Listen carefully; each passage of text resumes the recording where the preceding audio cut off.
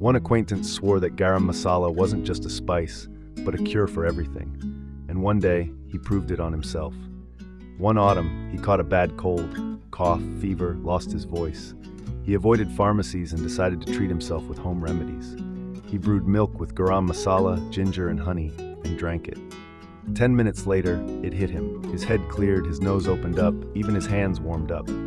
But then, he started sweating like he was in a sauna. He panicked, thinking his fever had spiked. But half an hour later, he realized the illness had almost vanished. Since then, he's convinced garam masala isn't just a spice, it's a natural antibiotic.